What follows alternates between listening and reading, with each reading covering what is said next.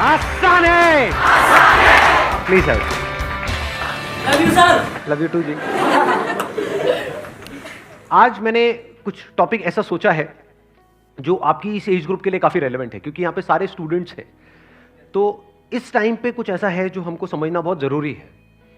In fact इसके बारे में हर कोई बात करता है, लेकिन कभी भी कोई डीपली नहीं जाता इस टॉपिक के अंदर कि एग्जैक्टली इसका मतलब क्या है। दैट इज पॉजिटिव एटीट्यूड, कि हमारा एटीट्यूड पॉजिटिव होना चाहिए लाइफ को लेकर के, नेगेटिव नहीं होना चाहिए। अब ये पॉजिटिव एटीट्यूड क्या है? So positive attitude is being happy from inside. Positive attitude is कि हम अंदर से खुश रहें। Yes sir. क्या उसका कोई रीजन होना जरूरी है या बिना किसी रीजन के हम खुश हो जाएं? कितने कहते हैं उसके पीछे कोई रीजन होना चाहिए, और कितने कहते हैं बिना किसी रीजन के ही हमको खुश रहना चाहिए? तो ज्यादातर लोग ये सोचते हैं पॉजिटिव एटीट्यूड का मतलब कि बिना किसी रीजन के ही हमको खुश रहना चाहिए। तो इसका मतलब हमें कुछ भी ढंग का करने की जरूरत क्यों है? फॉर एग्जाम्पल, आप फिजिकली लेजी हो, फिजिकली वीक हो, लेकिन अंदर से खुश हो, वो बेटर है? या फिर आप जिम गए, वर्कआउट किया, या किसी भी तरह का कोई वर्कआउट किया, फिर खुश हो, वो बेटर है?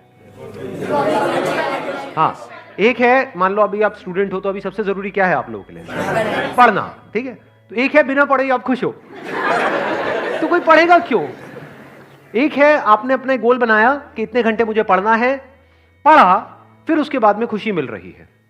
तो क्या बेटर है और क्या होना चाहिए? पढ़ने के बाद में अगर हमको खुशी मिले तो that is much better than कि बिना पढ़े ही हमको खुशी मिल जाए। This positive attitude must always be with a reason, क्योंकि अगर रीजन होगा तो वो पॉजिटिव एटीट्यूड टिकेगा। बिना किसी रीजन के आप पॉजिटिव होते चले जाओगे तो वो नहीं टिकेगा। इनको माइक दे दो। सर मैं कहना चाह रहा हूँ, जैसे आपने कहा कि रीज़न होना चाहिए किसी चीज़ के पीछे, बट सर जैसे अब मैं कोई काम करने जा रहा हूँ, ठीक है, अपनी लाइफ में मेरे को पता है वो काम ज़रूरी है, बट सर मेरे को कोई रीज़न ही नहीं मिल रहा, वो रीज़न कैसे ढूंढा जाए? अब ये बात आती है ना यहाँ पे।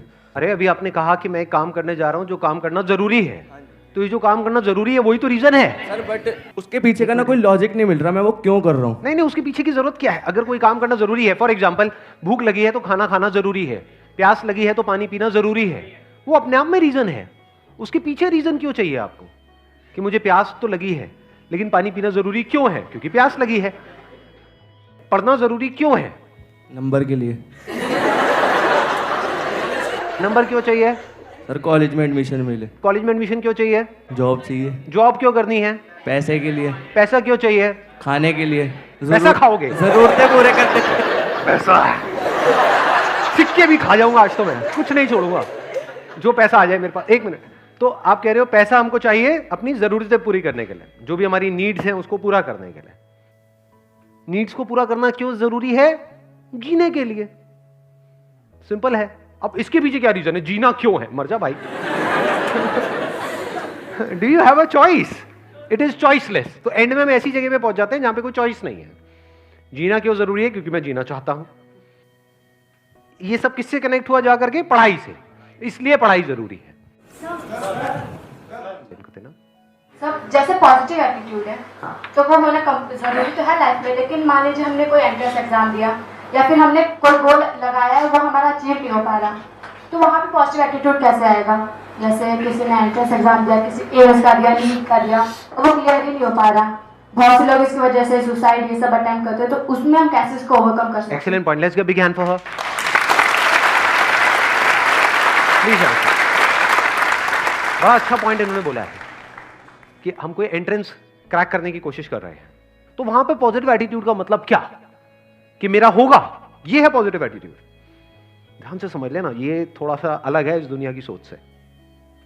आपके घर वाले क्या समझते हैं पॉजिटिव एटीट्यूड का मतलब, अगर आपको कोई एंट्रेंस क्रैक करना है तो? कि बेटे पॉजिटिव सोच, तेरा होगा। क्या ये पॉजिटिव एटीट्यूड है? जा रहे होते हो किसी एंट्रेंस की तैयारी के लिए या एंट्रेंस एग्जाम देने के लिए, बिल्कुल ऐसा माहौल होता है घर में जैसे कोई जंग के लिए जा रहा है। तिलक करेंगे, ये करेंगे, वो करेंगे, जा विजयी भाव। ये सब किससे कनेक्टेड है? कि आपका हो जाएगा। ये पॉजिटिव एटीट्यूड नहीं है, ये फूलिश एटीट्यूड है। क्यों है ऐसा? अभी थोड़ी देर पहले मैंने क्या कहा था कि positive attitude must be backed by a reason, it must be based upon your actions, not the results. अगर रिजल्ट्स के बेस पे आपका एटीट्यूड पॉजिटिव है तो उसको पॉजिटिव एटीट्यूड नहीं कहेंगे, उसको बेवकूफी कहेंगे। इसी वजह से लोग सुसाइड कर लेते हैं, इसी वजह से लाखों बच्चे डिप्रेशन में चले जाते हैं। कभी डीपली तो समझा ही नहीं पॉजिटिव एटीट्यूड का मतलब क्या, ना आपने ना आपके घर वालों ने। तो उन्होंने क्या आपके माइंड में डाल दिया, बेटा तेरा होगा, बेटा तेरा, चुप चुप बोल। जरा सा मुंह से भी निकल जाए ना कि मेरा नहीं हुआ तो अरे नहीं बेटा तू क्यों नेगेटिव सोचता है, तू तो बहुत ही नेगेटिव है। नहीं, ऐसे ऐसे डायलॉग सुनने को नहीं मिलते हैं।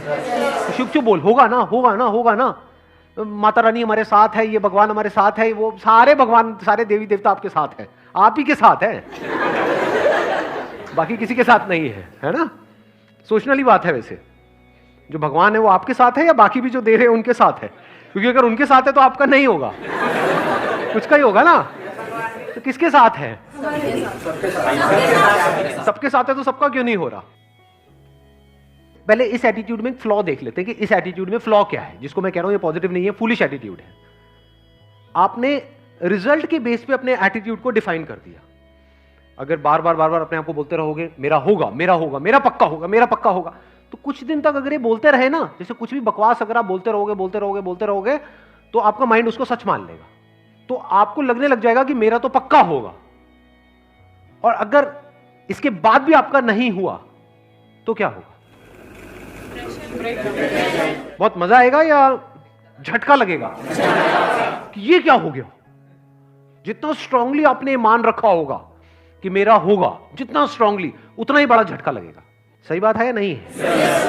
मतलब स्ट्रांगली मानने का मतलब क्या है? जितनी बड़ी एक्सपेक्टेशन उतना ही बड़ा झटका, जब वो एक्सपेक्टेशन पूरी नहीं होती, उतना ही बड़े लेवल पे आपका दिल टूटेगा, उतना ही आपको बुरा लगेगा।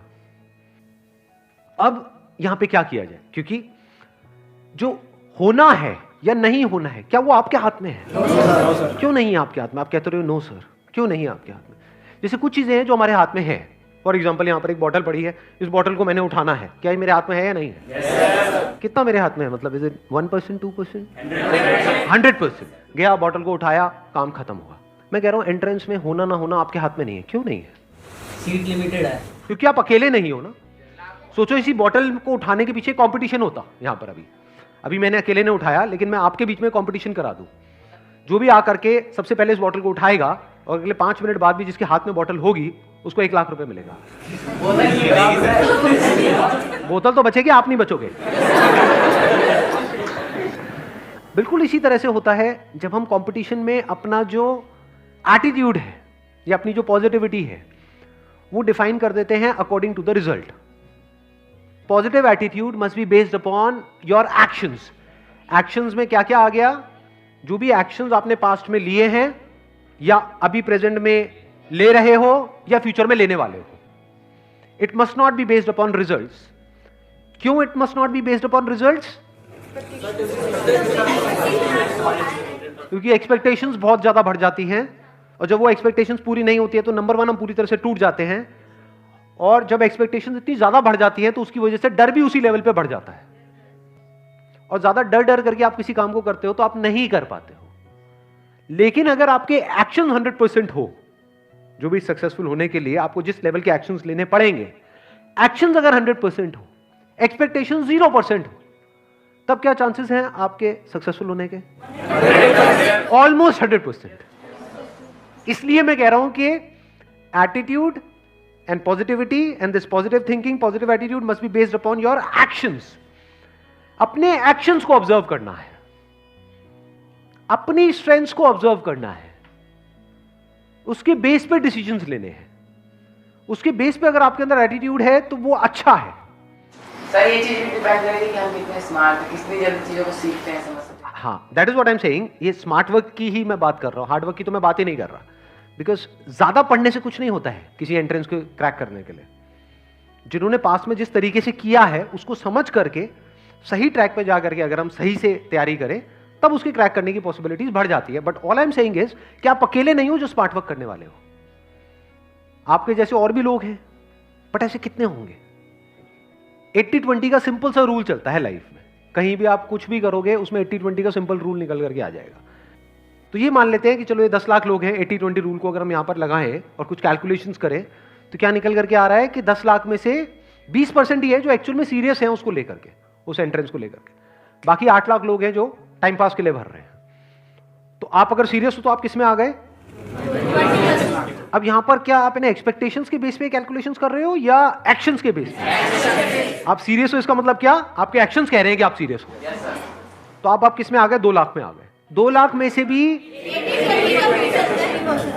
20% लोग ऐसे हैं जिनके अंदर एक्चुअल में कैपेबिलिटी है उसको क्रैक करने की। 80% लोग हैं जो सीरियस तो बहुत है, बहुत ज्यादा सीरियस है, जिनको एक्सपेक्टेशंस पूरी है लेकिन उनमें कैपेबिलिटी ही नहीं है। जैसे फॉर एग्जांपल कोई रेस है, मैं आपसे पूछता हूं इस रेस को जीतने की कैपेबिलिटी है आप में या नहीं है? सारे बोल देंगे हाँ है। जब भागेंगे तब पता लगेगा कि किसमें कितना दम है कि नहीं? Because that is a competition. जब भी आप कॉम्पिटिशन में जा रहे हो तो आपको एनालिसिस करना होता है कि मेरी कैपेबिलिटी क्या है in comparison to other people. That is called competition. अब ये जो 40,000 हैं जो सीरियस भी है, जिनमें कैपेबिलिटी भी है, इसमें से भी सिर्फ 20% लोग ऐसे हैं जो बहुत ही मैसिव लेवल के एक्शंस लेने वाले हैं। यानी वो बिल्कुल डिस्ट्रैक्ट नहीं होंगे अगले 2 साल तक, जिनका फोकस वन पॉइंटेड होगा। समझ गए? वो सीरियस भी है इसको क्रैक करने को लेकर के, कैपेबिलिटी भी है और एक्शन भी उसके लेवल का लेने के लिए वो तैयार हैं, जिस लेवल का एक्शन जरूरी है उसको क्रैक करने के लिए। सिर्फ बातों से नहीं होगा, सोचने से नहीं होगा, बहुत कुछ करना पड़ेगा, बहुत सारे सैक्रिफाइसेस देने पड़ेंगे, बहुत दिमाग लगाना होगा। उसके बावजूद भी कैपेबिलिटी है, उसके बावजूद भी बिल्कुल ऐसा है किसी ओलंपिक्स में जाकर के आपको गोल्ड मेडल जीत के लाना है। एक तो है आप में कैपेबिलिटी है, आप सीरियस हो, उससे जीत जाओगे। ट्रेनिंग भी तो करनी पड़ेगी ना। हाँ, दिन में कई कई घंटों तक ट्रेनिंग करनी पड़ेगी, तो वो भी आप करने को तैयार हो। तो अब आप किस में आ गए? अगेन 20% कर दो, कितना हुआ? 40,000 का 8,000 में आ गए। इसमें से कितनों का होने वाला है? 4,000 का होने वाला है। अब आपके जीतने के चांसेस क्या हैं? इसको क्रैक करने के चांसेस क्या हैं? 50%। इसको समझदारी बोलते हैं लाइफ में। आपने 50% गुंजाइश छोड़ दी है फेलियर के लिए, लेकिन एक्शंस के लेवल पे कोई गुंजाइश नहीं छोड़ी है।